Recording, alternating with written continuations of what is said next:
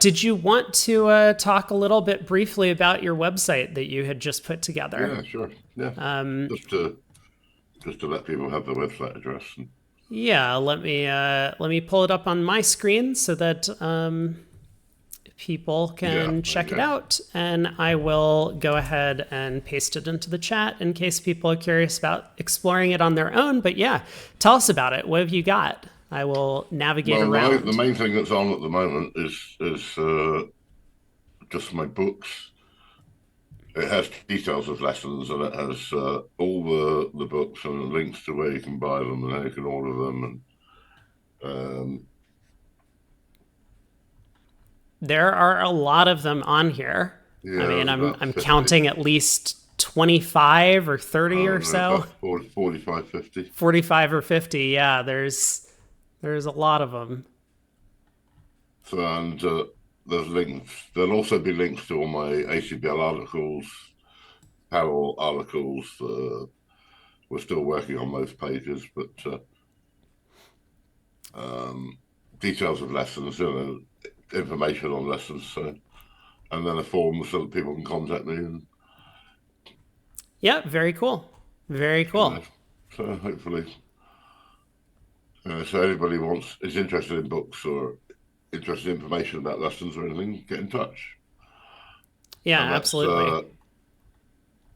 www.bridgeteacher.com or bridge-teacher.com. Yeah, it looks very good. All right, you hear that, chat? Go and check it out. And let Mark know if you're interested. And there'll be a links page. I'll put a link to your YouTube page on there as well. So Cool, cool. Appreciate it.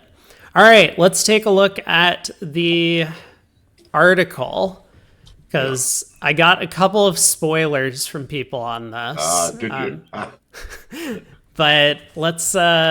I don't remember most of the hands as usual, so let's go on through. All right.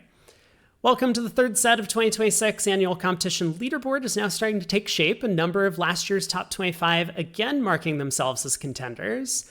Handful of points separate the top 10 at this early stage. At the spring NABC in St. Louis, 3 of the last 4 panelists standing in the Vanderbilt teams met head-on in the quarterfinal. Device's Dutch team scored an impressive victory over the Nickel team in the round of 16 to reach the stage, and in the quarterfinal, they met the quartet from down under, the Aussies, Andy Hung, Sartaj Hans, as well as, I assume they were playing with Wibley and Edgerton Yeah, they over were. there. Yes. The Dutch won by an emphatic 152 to 83, which is very impressive because the Aussies ended up winning the most recent Solway knockouts, Yeah. and they were six-handed then. Yeah.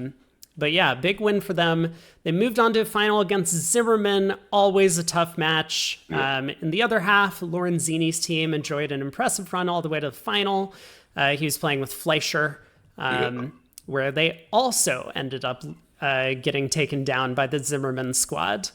Yeah, you call them the Swiss champions, but I think he's rebranded to a bunch of Polish players now. Yes, really has. Because in fact, Brink and Driver are moving to Fleischer, I think.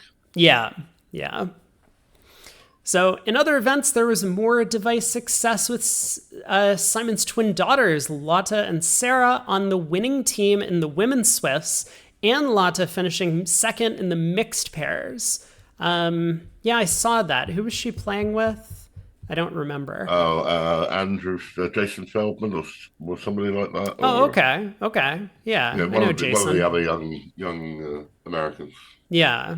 Quite a week for Netherlands' leading bridge family. Yes, it was. Delighted to welcome a new panelist. I first met Brian Glubach playing rubber bridge at the Cavendish Club in New York City in the mid-1980s. He confirmed his status as one of the game's rising stars with a fourth place finish in the World Open Pairs at his first international championship. Playing with the late, great Edgar Kaplan in 1990. In 2012, he collected a silver medal from the World Mixed Pairs, partnering Canada's Kismet Fung On the home front, he won the Spin Gold in '87 and the Risinger in 1990. He has 5 NABC titles to his name and 14 second-place finishes, including 4 more Spin Gold finals. This month's guest panelist is the solo winner of the January competition, Jeopardy James. James Holzhauer from Illinois enjoyed a 32-game winning streak on the Jeopardy quiz show on TV. With winnings in excess of $2.5 million, James is the 4th highest earning American game show contestant of all time. Also a successful sports gambler and noted philanthropist, he and his wife Melissa have been honored many times for their charitable work.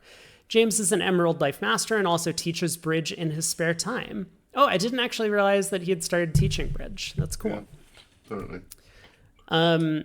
We know that many of you play almost exclusively match point events.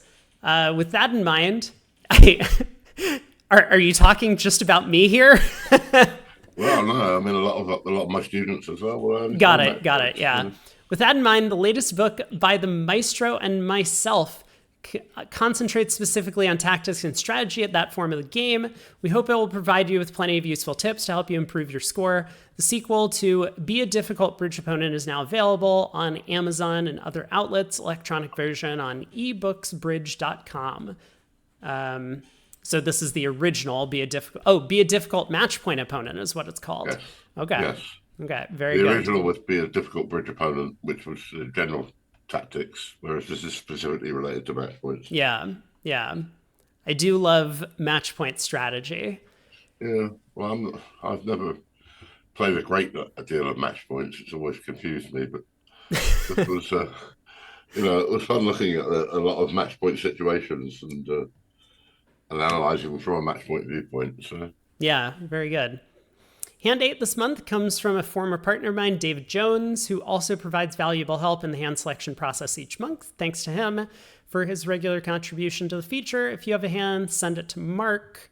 The panel produce a majority vote on 4 hands this set. On the other 4, they offer support for multiple options. The most popular action chosen by the competition entrants scores 10 on only 3 of the 8 hands, but voting with the largest group this month scores a 65 out of 80, up from 61 in February. The average score this month is 51, down from 54 on the February set. Only around 6% of competition entrants scored in the 70s on this set, so chapeau to anyone who beat the 60 out of 80 mark. Let's see what the panel have to say about this month's hands. All right. And I should probably go ahead and, for my viewers at home, pull up my bids. There we go. So this first board, we ended up bidding 4 spades. I mean, that was just a very, very popular choice. yes. So It was one of a number of hands this month where the panel chose a bid that wasn't successful at the table. So yeah, I mean, that can happen. I think that's why we don't always look at what the result is at the table. It's more important to kind of focus on like the range of hands partner can hold and whether our action's going to work out against that range more often. Yeah, well, surprisingly on this hand, the object is to get to 6 spades. Ah, I see. Okay. Yeah, it could definitely happen. Partner has ace king to 6, stiff queen, ace 1 and 4 low. Sure. Sorry, Will, I apologize. Let me move this thing over here. There, that'll probably be a little bit better so that I can thank you for letting me know. There we go. So yeah, first hand, so there were a lot of 4 spade bids. We'll see why people chose 4 spades. I think the other option that Aaron and I were looking at was a 3 heart fit showing jump. Yes, that was 3 hearts was the other choice of people. Yeah. And that was one of the bids chosen at the table. But you note the number of readers to 2 spades and 3 spades. Yeah, it's very interesting. I mean, there are some of the panelists who voted for 3 spades, so I'd be curious to see what they have. What they've said, there is 1 vote for a 4 club splinter, and then 1 for 2 hearts. All right. This is not the only hand this month on which a large majority of the panel vote for what would not have been the winning action at the table, with most panelists making at least a move towards game.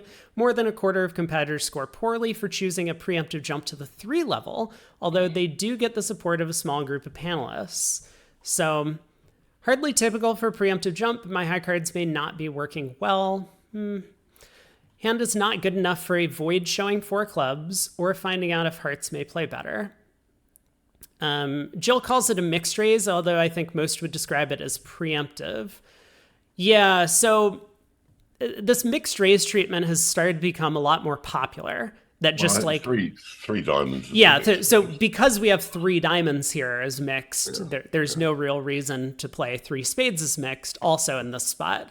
But I think it is true that a lot of the world has started moving in the direction of 1 major, 3 major being mixed in a lot of sequences, even after an opening bid.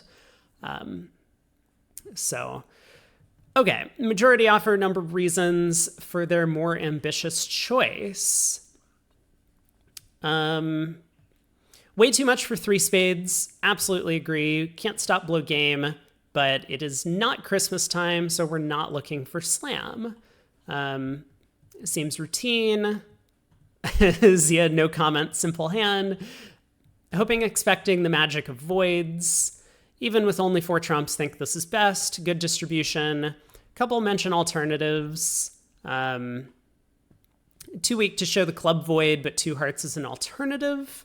Tempting to bid 4 clubs, but this could push us over the top. 2 kings sitting under the opener.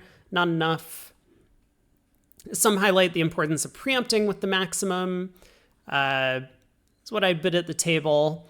I want to make them bid their clubs at the 5 level. Exactly. I think that was one of my points as well. Partner could have several hands that will make game. Plus, if North has a big hand, he may have a problem showing it over the jump. If he has clubs, partner might have a stack sitting over him. Exactly. I know that Aaron and I talked about that. Yeah, I mean, that's exactly the sort of thing that we talked about in the difficult books. You know, that you bid to make life difficult for the opponents as well. Yeah. And I think like 4 spades might just make, I mean, here apparently we're making 12 tricks. So it's not as if we're bidding 4 spades purely as a destructive action to try and put pressure on the opponents here. It's one of these two-way shot situations. Exactly. Yeah. Brian asked a very insightful question. It's dangerous to play below game on this hand. It's also important to present LHO with an immediate guess at a high level. The winning action may prove to be 2 spades, but ask yourself this. If an opponent held this hand, what would you want them to bid with it? I bring up the point that it is imps, so we should bid a game.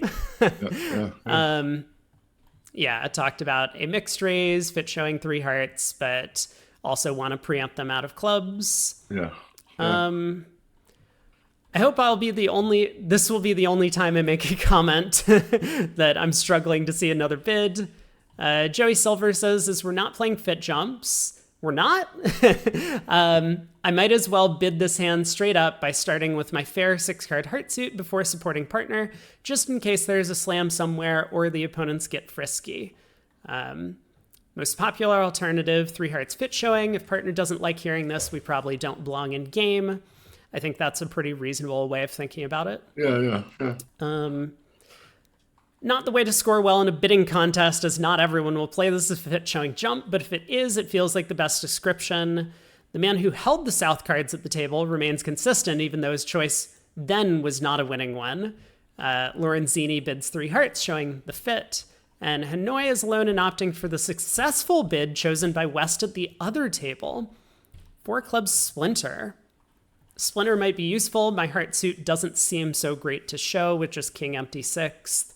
I mean, if partner has a small singleton heart, we could still make a slam potentially. Partner would need a pretty good hand opposite that, but which I guess they do. They have. It's still only a 14 count. Yeah. On this hand from the French National League, one West advanced with a 3-heart fit jump, which I guess was Lorenzini. Partner had ace king jack 6th, stiff queen, ace doubleton, and 10 4th. so he was uninspired by the news that partner held hearts and settled for game. At the other table, West started with a 4-club splinter, which was enough to encourage East to drive to the excellent 6 spades. And I guess there's not a lot of work to do. The stiff Queen of Hearts is actually a useful card. It's indeed. Declare sets the hearts up, Yeah.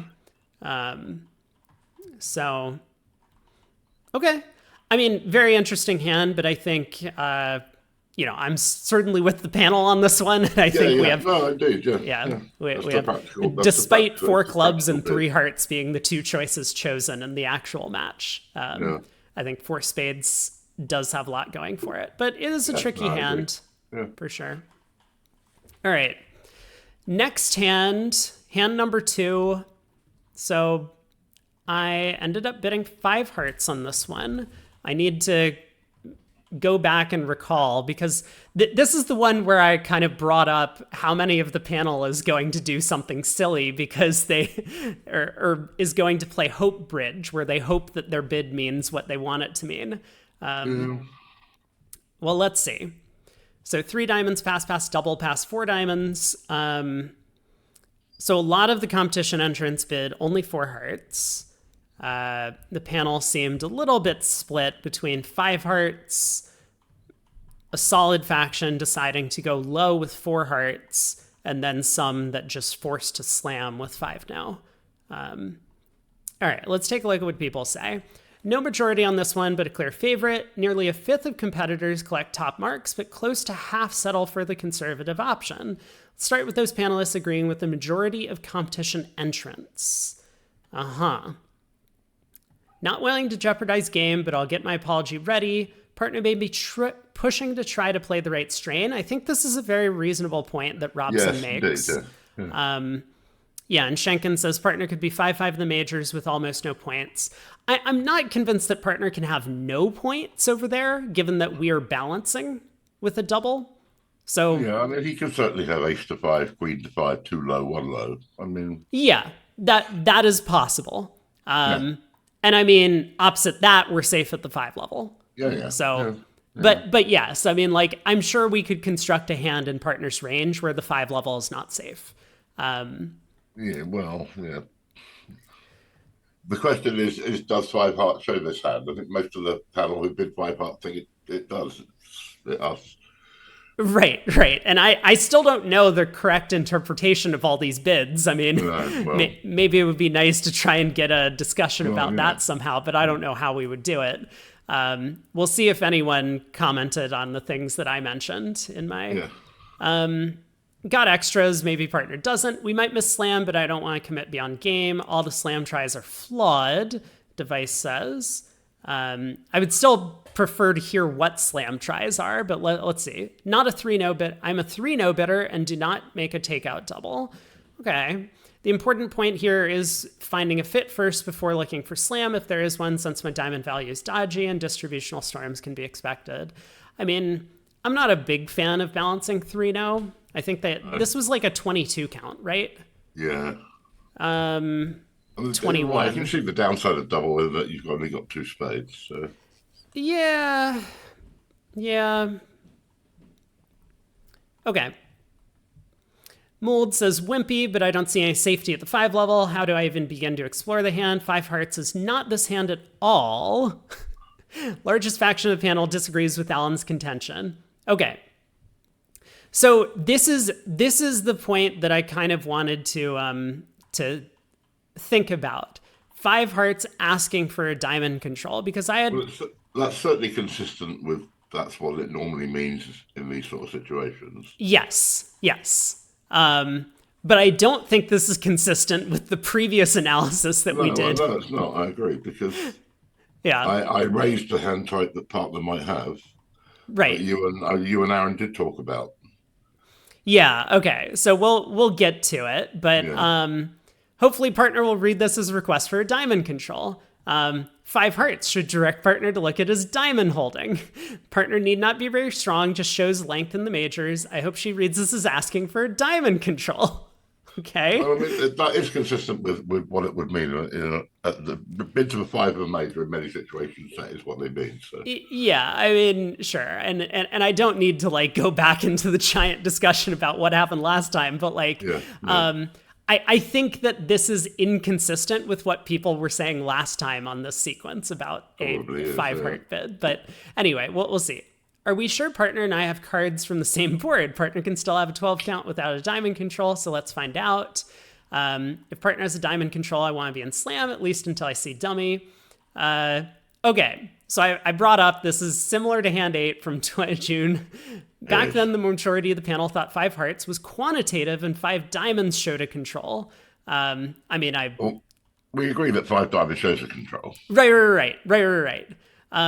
Well, they still think that this time around, if those are the choices, 5 hearts seems like our best bet to involve partner in the decision.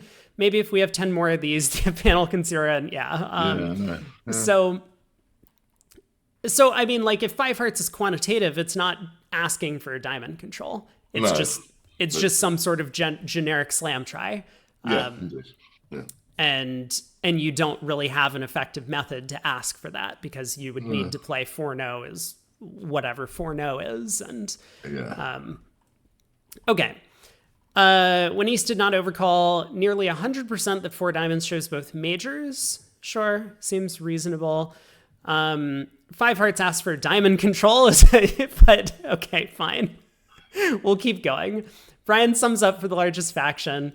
The case for bidding more. We have a huge hand, 2 aces. How can we bid less? The case for bidding less, partner may just be trying to score a game. Why get rambunctious? Take the middle ground, give partner a chance to make a final decision. There were a couple of solo efforts. 4-no, natural, showing a strong hand and not a one-suitor. I think this is probably the right interpretation of 4-no. I think so, yeah. I would agree. Does sound natural. Yeah. Like this is just, I was too strong to balance 3-no trump, I think. Yes, I think so. So yeah, I think that's what a trump should be. Yeah. 5 diamonds, planning to raise 5 hearts, and I'll correct 5 spades to clubs. I mean, if you want to do that, you could just bid 5-no. Partner could have anything from a 4x1 to 5-5, have to show extras. The rest decide they want to play slam. 5-no, 5-no. Start bidding 4 card suits up the line. That's what 5-no usually says. Jill can't be certain she doesn't have a diamond loser. What about 2? Well, yeah. Too much to bid only 4 hearts, and it isn't clear what 5 hearts would show. We'll just insist on a slam and hope we don't lose the first 2 tricks. Well, partner will often have both majors for 4 diamonds. Does he just have to guess which game to bid with something like, yeah, I mean, I think this was exactly the hand that I had posited. To me, that's the 4 diamond bid. Yeah, would he also not bid 4 diamonds with that, intending to continue with 4 spades over the expected 4 hearts? Opposite that hand, 5-no looks like a clear winner. When the hand occurred in the Venice Cup, West bid 4 hearts at the table, which ended, that's crazy. Partner had ace 5th, queen jack 5th, and a singleton diamond. So there were 12 easy tricks. Anything other than 4 hearts reaches the top spot, so the most of the panel rack it up. Yeah, does 5 hearts ask for diamond control? I mean, like,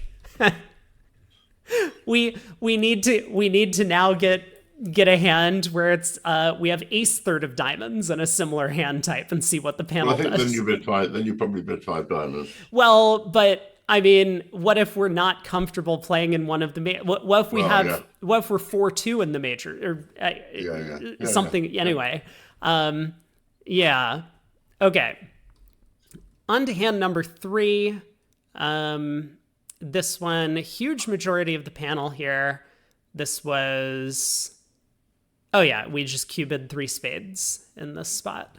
I mean, 4 clubs was a not unsensible alternative.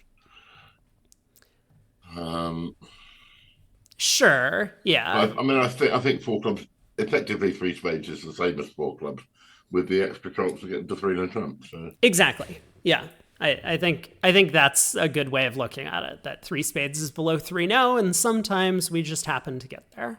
I'm not too hopeful that partner's going to be able to bid 3-no most of the time, but it's fine. Well, we'll see, though, that 3 spades is the best bid. Yeah. So large majority, and in fact, a lot of the competitors did find the three Yeah, spade yeah, bid. yeah. But there were some that decided to jump to 5 clubs. There were some that bid only 3 clubs. So, but okay, let's take a look. Big majority from the panel, over a third of the competitors agree. The second largest group of competition entrants, though, get no support for their leap to 5 clubs. Partners promise nothing, and the majority choice both keeps 3-0 in the frame and allows partner to get out at the 4 level in clubs if he is broke. For now, easy bid, showing a club fit in a strong hand.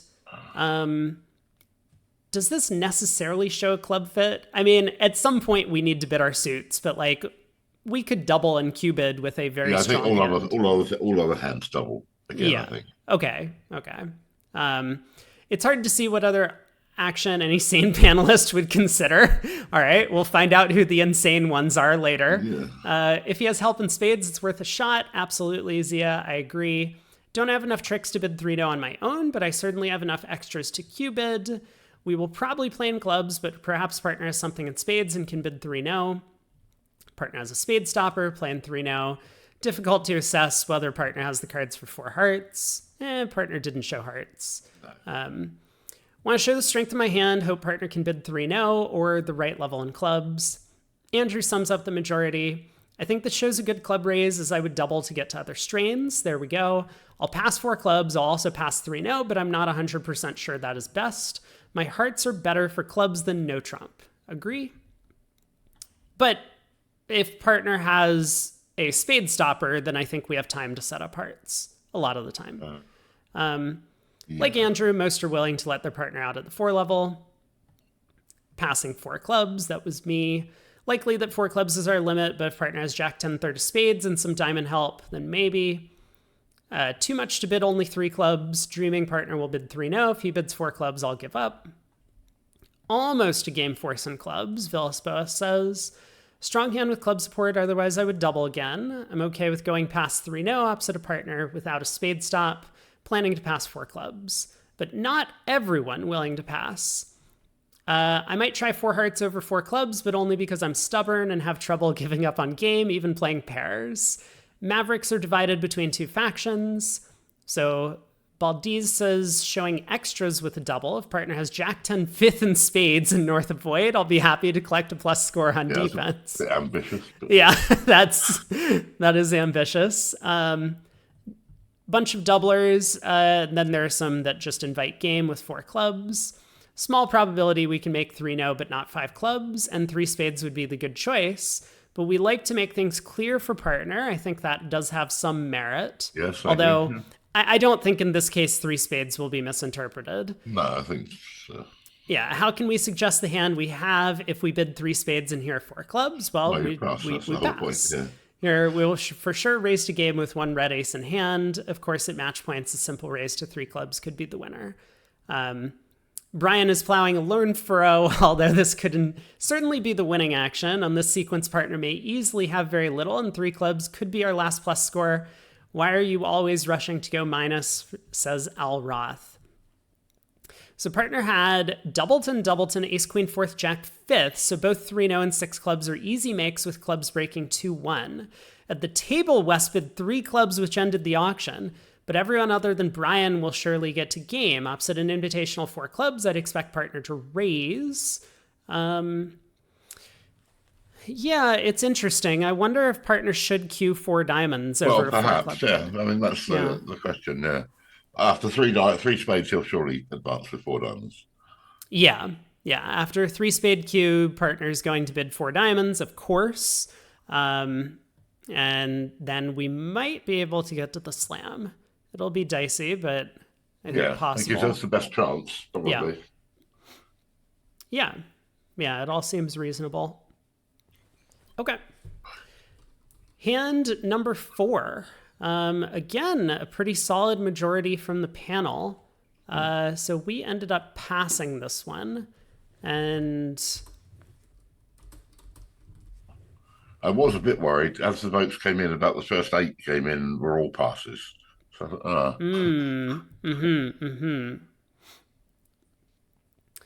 Yeah, I think this might have been one that Aaron talked me into passing. I mean, I might have got there myself, but it was after he spent a little while like running through the possibilities. It seemed pretty clear. Yeah. But let's see what people say. So I mean, it's no surprise to me that a lot of the competition entrants chose 3 clubs because clubs is your longer suit. But of course, if you want to bid 2-no trump, feels like a better way to go about it. Well, there's a question of whether it's minors or whether it's Lebensdorf. Yeah, For me, that it's is. For me, it's Lebensdorf. Yeah, that is a question. I think this is a sequence where I would absolutely prefer, even if I'm just normally playing regular Lebensal, to play better minor Lebensal.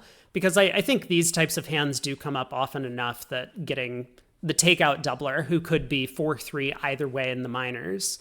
If you had something like, Jack to 6 hearts and a 0 count, you'd want to compete to 3 hearts without partner being game. Well, yeah, but I mean, you could still do that with better minor Lebensal. Well, okay. All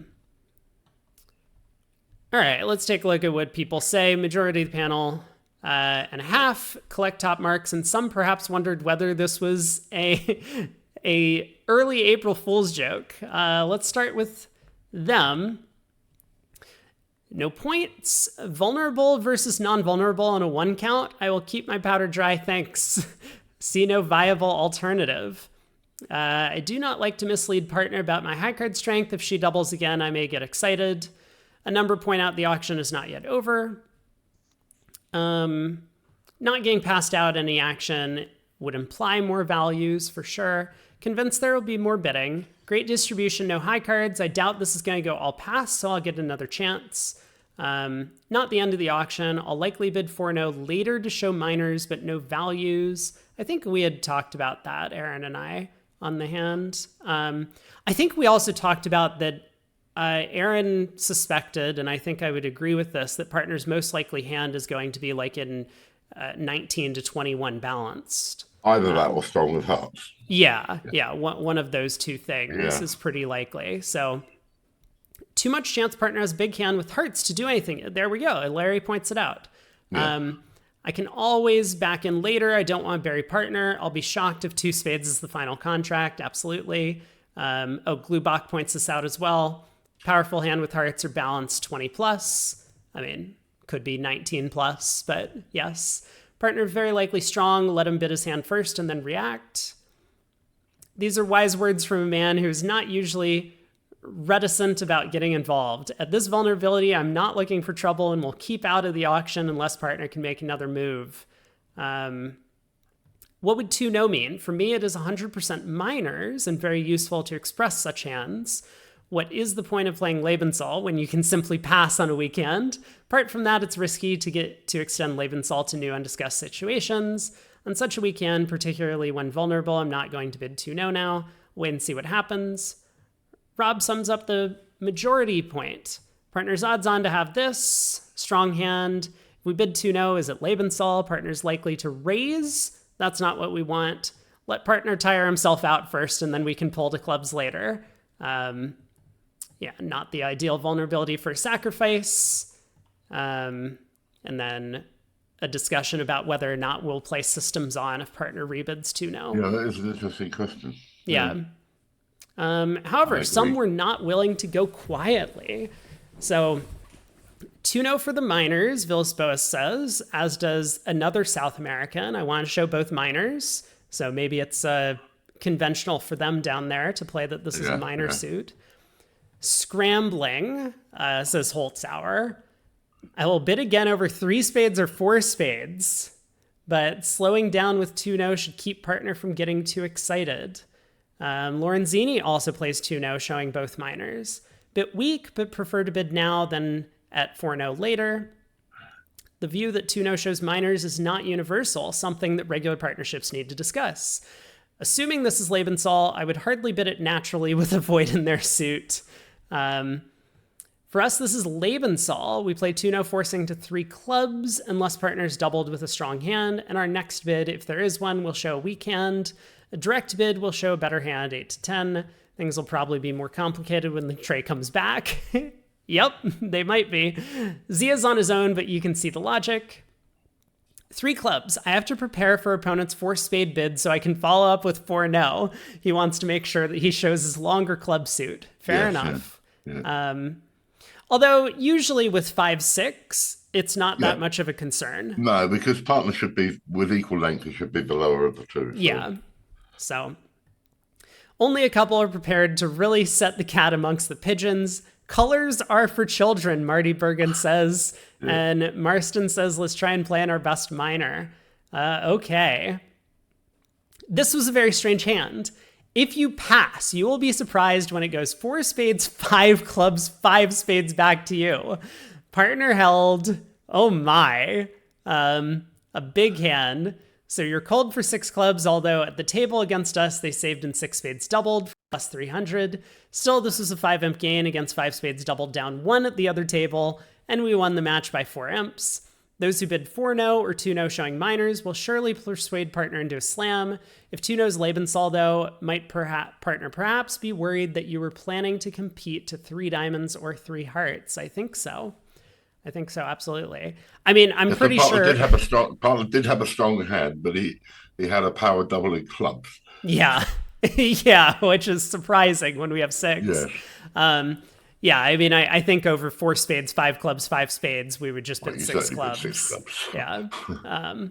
Yes. I mean, if nothing more than to just force the opponents to bid 6 spades, because when we confidently bid 6 clubs here without giving much thought to it, the opponents are always saving.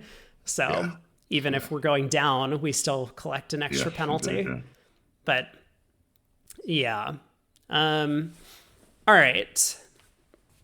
Here's the hand that will disappoint you. But you won a moral victory on this hand, I think.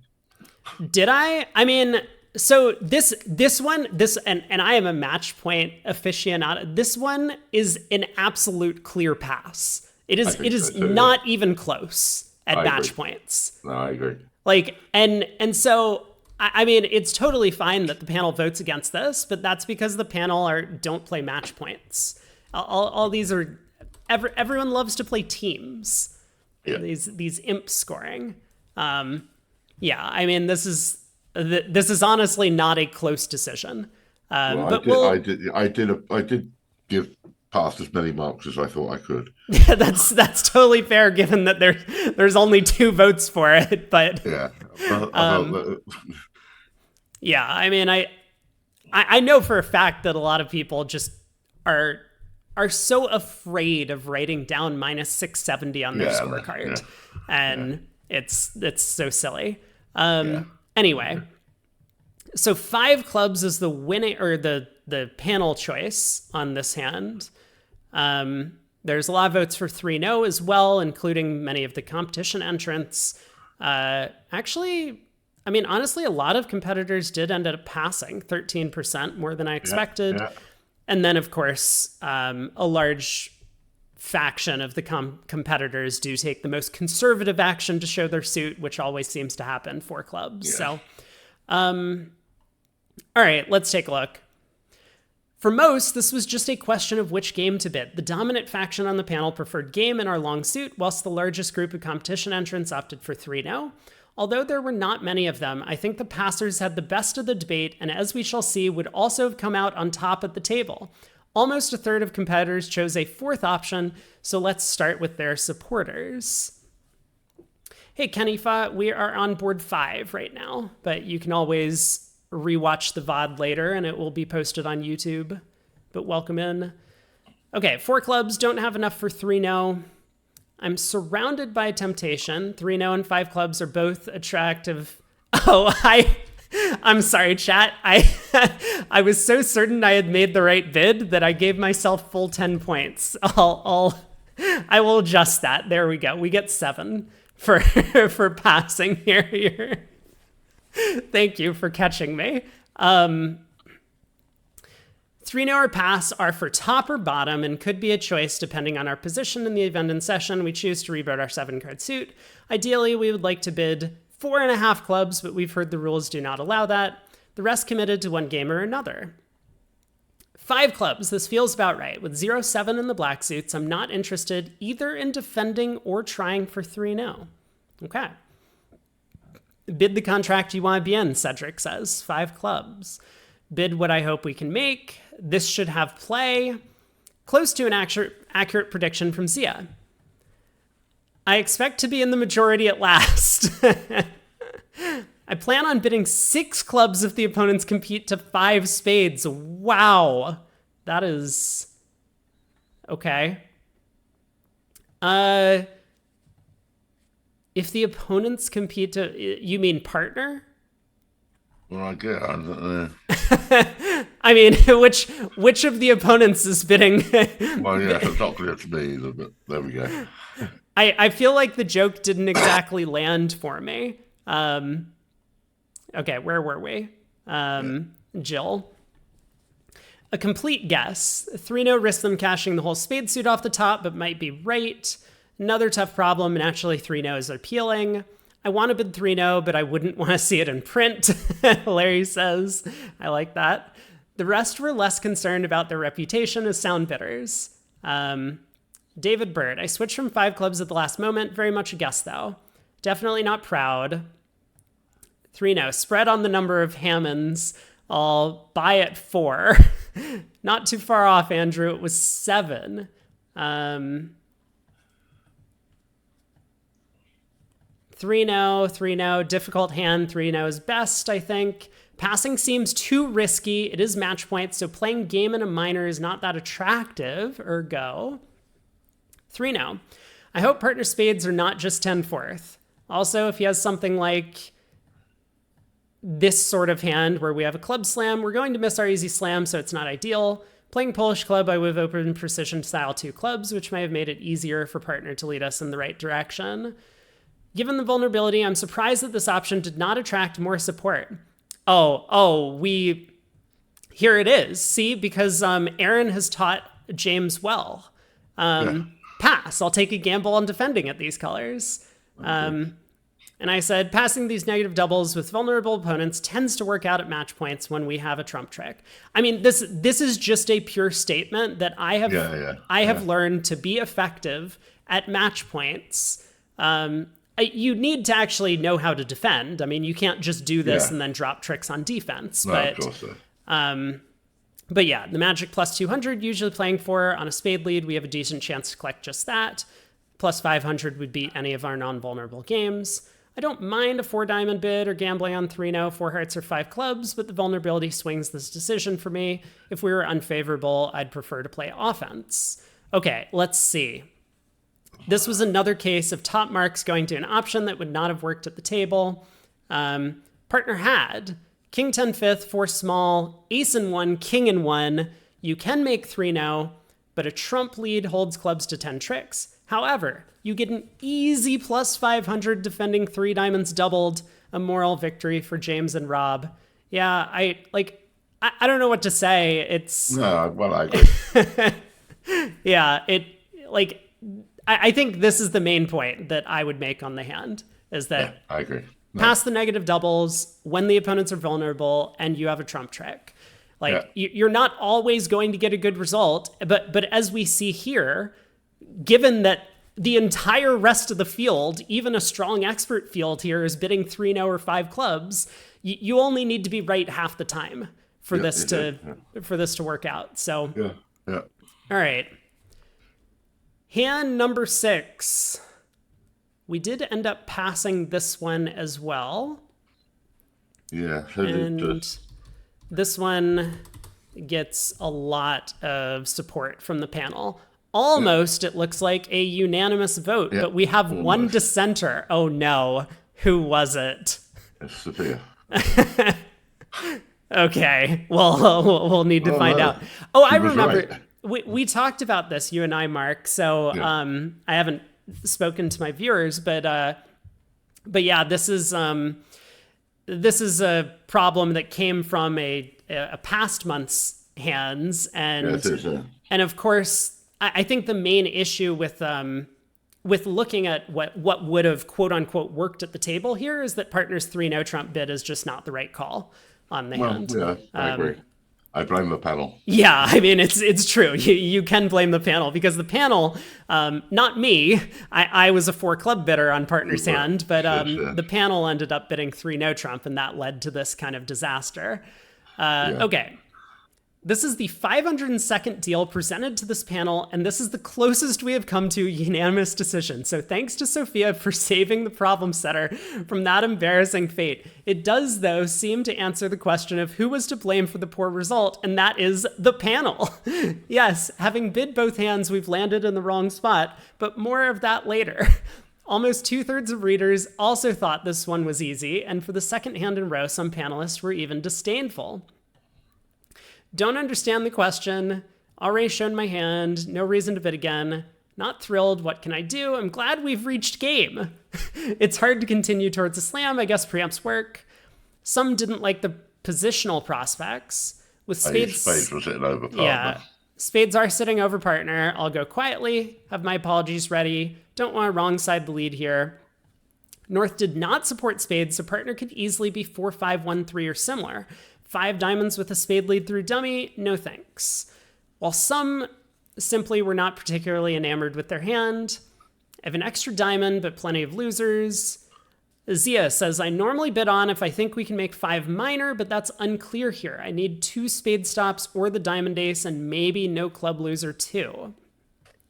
When someone gives you the problem, you generally know you have to bid. At the table I would pass. I can easily see 2-3 losers and 5 diamonds with 3 no making. I ended up giving some hands, so let's see when we get down to my comment if anyone else has. Bidding on could be right, but pass looks like the percentage action. Pass reluctantly, but who's to say we have safety higher, not opposite something like, there we go. Larry gets it. He provides hands for his analysis. I like this. Yeah. Obviously, 6 diamonds or 6 no might be cold. See, to me, I don't think that this is possible because I wouldn't bid 3 no with a hand where 6 diamonds could be, but sure. Yeah.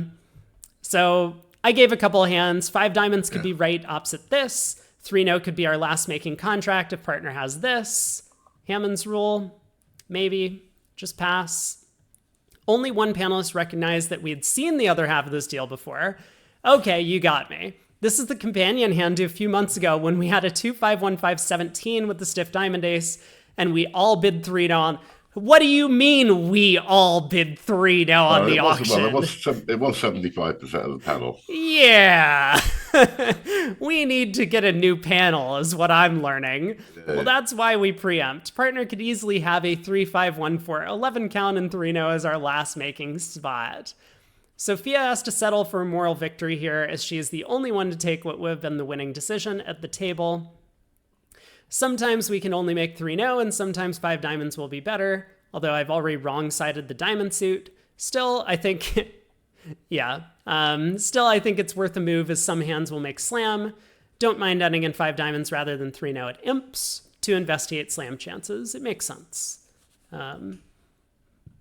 When the deal occurred in Major Championship, there was some disagreement amongst the VooGraph commentators as to who was to blame when the auction ended in 3 no.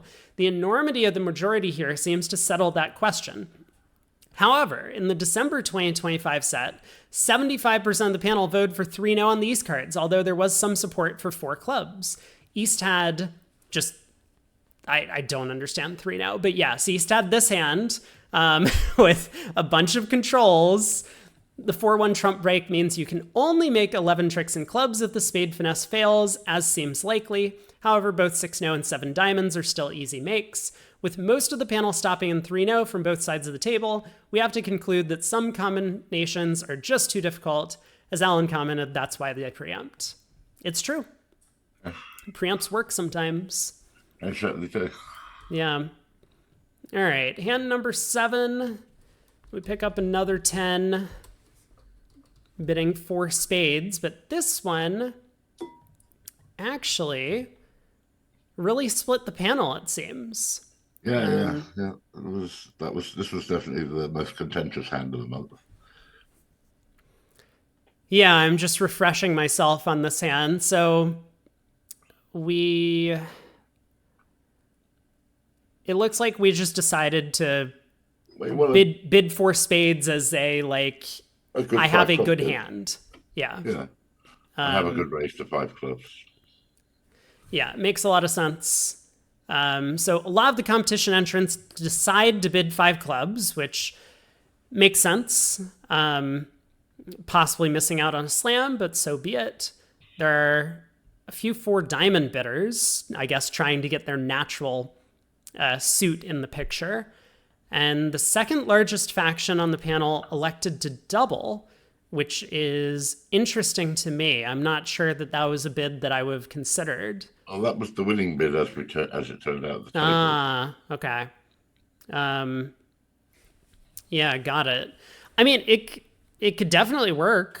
Well, it works because when you bid 4 spades, partner bids 5 clubs and you pass.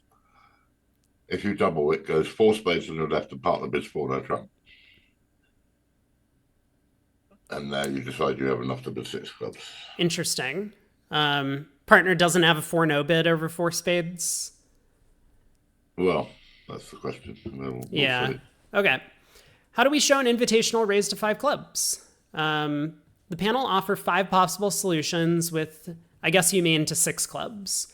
No, an invitational raise, an invitational 5 club bid. Yeah. Oh, sure. Yeah.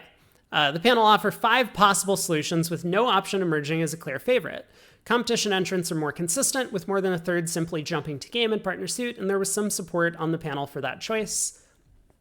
5 clubs. You know, Mark, I actually like the way that this article has been structured. I don't know if you've been doing this in the past, but I'm noticing it that now you're for the ones where the competition entrants have kind of like a clear-cut choice. You're starting out. Yeah, I with try like, to do that where that's where that happens. Yeah, I like this. So, too good not to bid game, but not good enough to try for slam. Practical choice. Can't play below game. There's a lot that has to go right for slam to make. Partner might have 2 small spades, for example. Some thought that was not enough. Zia, whatever it shows, I bid it. I think that's a fair assessment of this bid. Yeah. Lorenzini shows a good hand for clubs. Of course, I would have preferred to have spade control, but I don't think it promises one in this situation. I agree.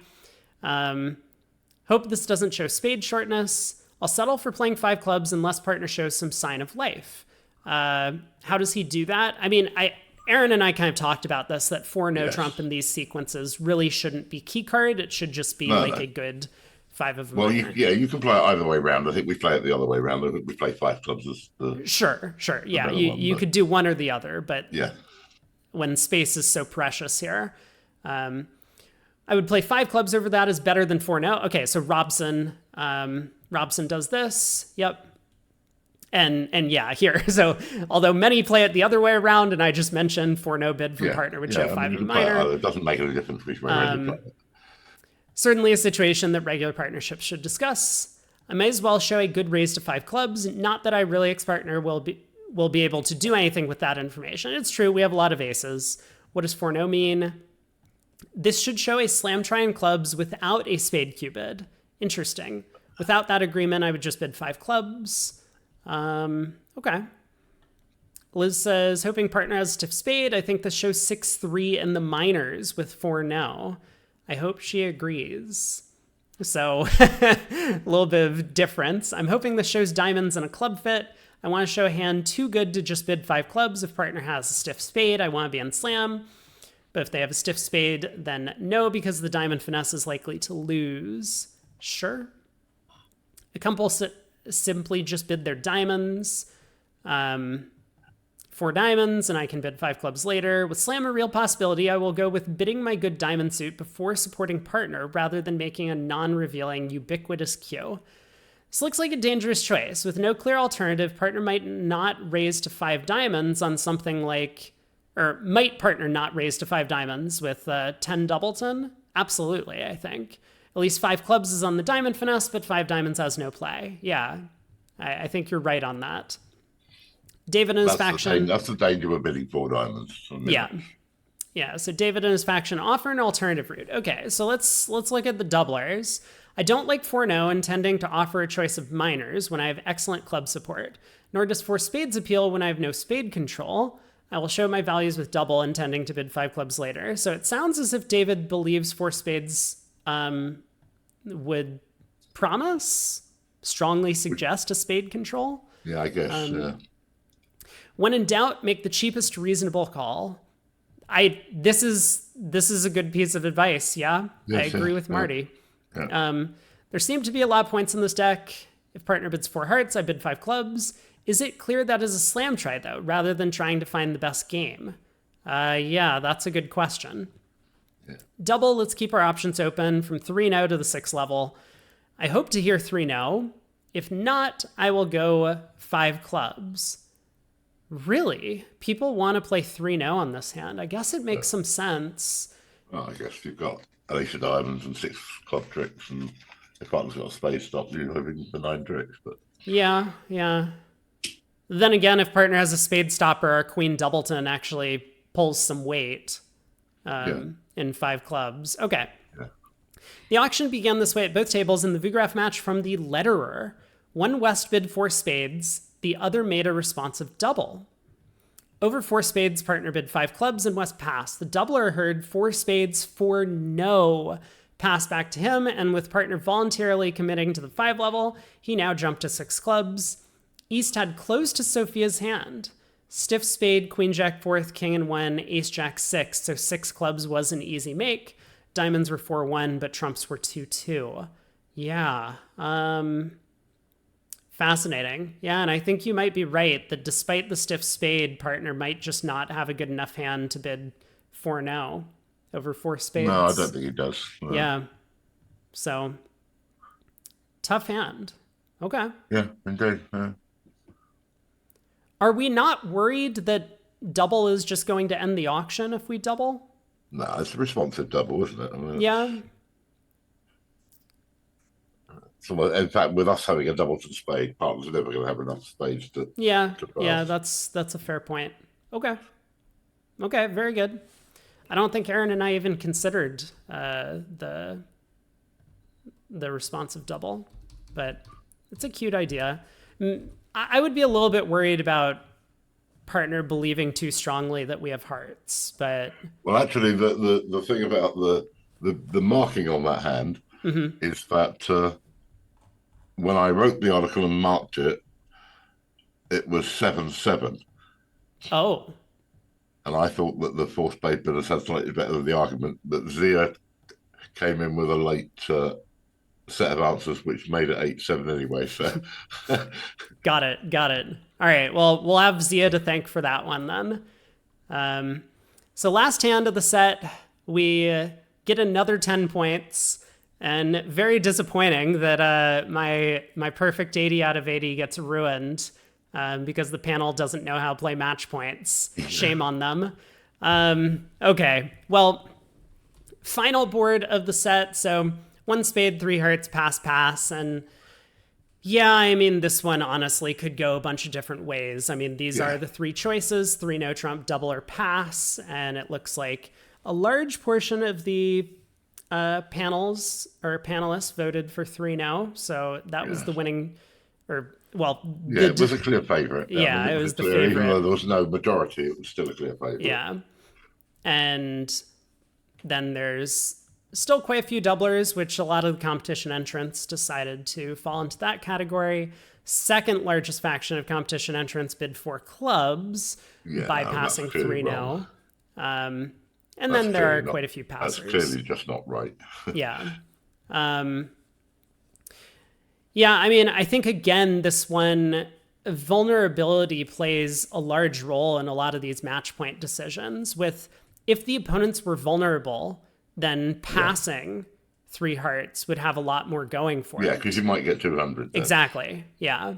Like this magic 200 number is what you want to play for at match points. Yeah, absolutely. But, all right, this was a fairly close 3-way battle amongst the panelists, although almost a quarter of competition entrants preferred a choice no panel member even mentioned.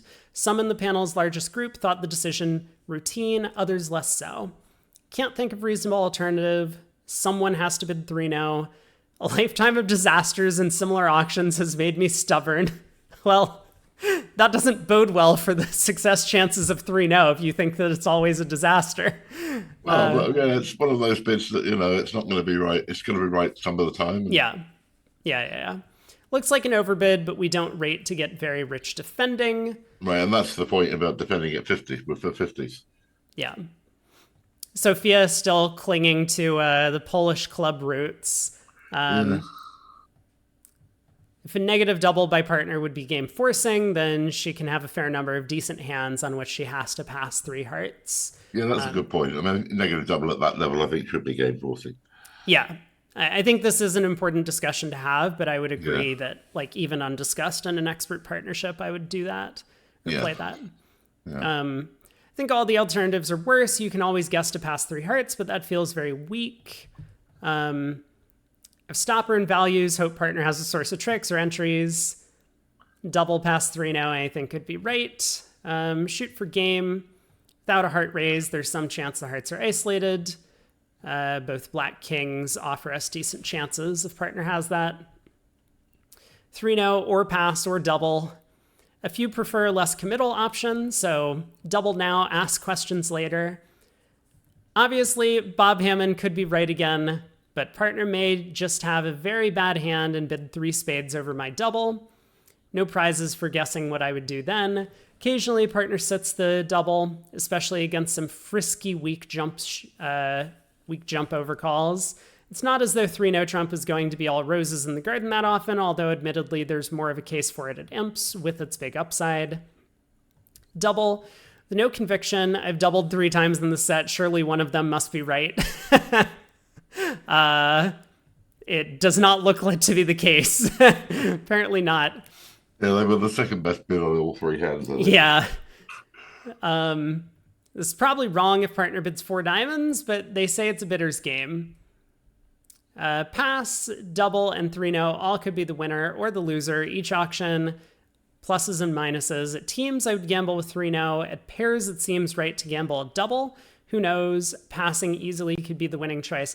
I think at pairs, this whole concept of gambling actually still applies in situations like this. If you don't know what the right choice is, then gambling on the thing that gives you the chance to get the highest potential score tends to be the right thing to do. Yes, I agree.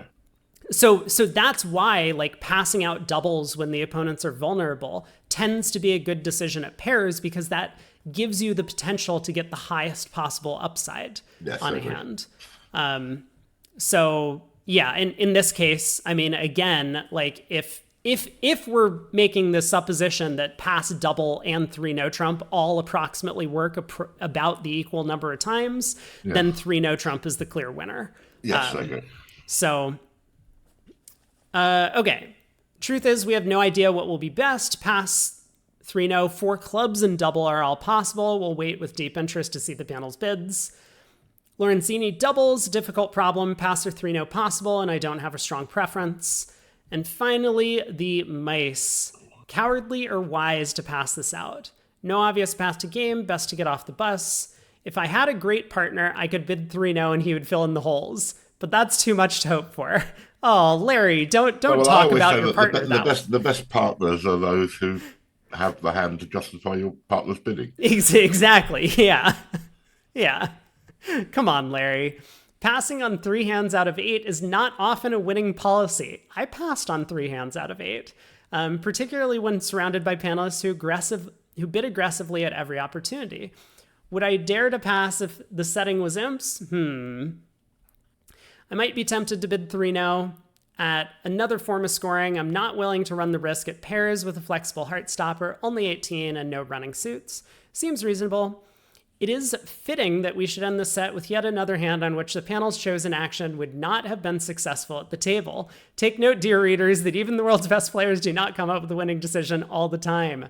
This time, East had a more suitable hand than he might, but defending 3 hearts was still the only way to go plus. Yes, it can happen. That's a little bit sad. Yeah, partner has a 7 count, but not really the fitting cards we're looking for. We have a tie at the top of the panel this month with a maiden victory for Rob Brady, that's me, and a second win for Matt Nielsland, both scoring 77 out of 80. Podium is completed by Simon Device with 75 out of 80. Special mention for our guest panelist, Jeopardy James Holtzauer, with a very respectable 71. And you said that only 6% of readers scored in the Yes, 70s. So, yeah. I think there were 80 out of 1,500 or something. yeah, very good. Thanks as usual to all members of the panel and to all the readers for tuning in to support the articles. So we win out on my last name. Yes, you win on alphabetical order. Yeah, very good here. But oh man, Zia is always up there. He seems to get good results. Yeah. Yeah. Okay. Well, thank you, Mark. Yep, very good. It's only a matter of time before you finished at the top 1 month. Yeah, at some point it was bound to happen, and No, because your billing's consistent. You're always scoring 71, 72, 73. So that has always been my philosophy in bridge. I mean, if you do average plus on every hand, eventually you're gonna win something. Yeah. Well, that's match points. You aim to score 60, 65% on each board. Yeah, exactly. And you avoid the zeros, and you end up with a 35% sometimes where you do the wrong thing. Yeah. But it's still only 35% instead of zero. Right, so, and you're still getting hundreds on some hands where you pass a negative double from partner. Yeah. So yeah. And I think this idea that when you have a choice of 2 or 3 roughly equal options, you go for the one which has the biggest upside. We see that often where the panelists vote for 5 no trump, for example, rather than guessing to play at 5 level in a suit. Exactly. Get to the right suit at because if you can make slam, that's the biggest upside. Yeah, exactly. Where it's a guess anyway. You go for the juggler. For sure.